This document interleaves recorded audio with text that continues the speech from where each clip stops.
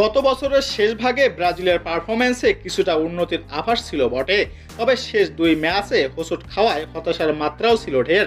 সেসব হতাশা মুছে এখন ঘুরে দাঁড়ানোর পালা।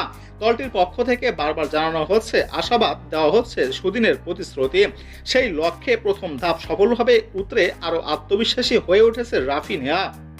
বিশ্বকাপ বাছাইয়ের ম্যাচে পরের মাঠে কলম্বিয়াকে 2-1 গোলে ব্যবধানে হারিয়েছে দরিভাল জুনিয়রের দল। তবে এবারের বাছাইয়ের প্রথম দেখায় গত নভেম্বরে কলম্বিয়ার মাঠে একই স্কোর লাইনে হেরেছিল ব্রাজিল। সেই ক্ষত এবার প্রলেপ দিল 5 বারে বিশ্ব চ্যাম্পিয়নরা। রাফিনার কাছে অবশ্য এই জয়ের গুরুত্ব অনেক বেশি। রাফিনা বলেন, জয়টা আমাদের খুব প্রয়োজন ছিল, শুধু খেলোয়াড় হিসেবে আমাদের জন্য নয়, আমাদের স্টাফ, প্রতিদিন যারা আমাদের সঙ্গে কাজ করেন এবং ভক্ত সমর্থকরা, সবার জন্যই এই জয়টা অনেক গুরুত্বপূর্ণ ছিল। আমাদের আত্মবিশ্বাস জোগানোর জন্য জয়টা খুবই গুরুত্বপূর্ণ, কারণ আমাদের সামনে এখন অনেক লড়াই বাকি আছে। আমার মতে এটা টার্নিং পয়েন্টটাই আমাদের দরকার ছিল। চলতি মৌসুমে ক্লাব বার্সেলোনার হয়ে দুর্দান্ত খেলে চলছেন রাফিনিয়া। চ্যাম্পিয়ন্স লিগে 2024-25 মৌসুমে এ পর্যন্ত 11টি গোল করেছেন ব্রাজিলিয়ান এই ফুটবলার।